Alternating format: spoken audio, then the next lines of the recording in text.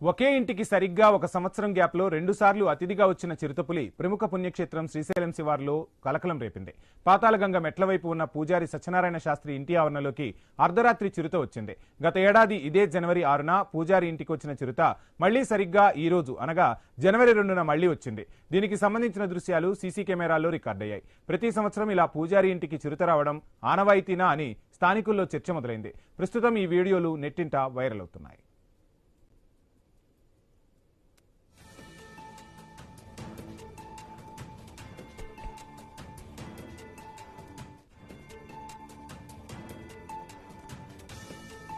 Right, ఇక మనం screen పై చూడవచ్చు.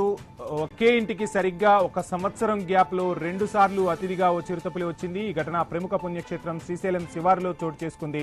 ఇక చిరుతపులి సంచారం అయితే కలకలం రేపుతుంది. పాతాళగంగ మెట్ల వైపు ఉన్న పూజారి సత్యనారాయణ శాస్త్రి ఇంటి ఆవరణలోకి అర్ధరాత్రి చిరుత వచ్చిన దృశ్యాలను మనం ఐ న్యూస్ స్క్రీన్ పై చూస్తున్నాం. గత సంవత్సరం అంటే 2025లో 6/1/2025న చిరుత వచ్చింది. మరలా 2/1/2026న చిరుత రావడంతో స్థానికుల్లో ఇదే అంశంపై పెద్ద ఎత్తున చర్చ అయితే సాగుతోంది.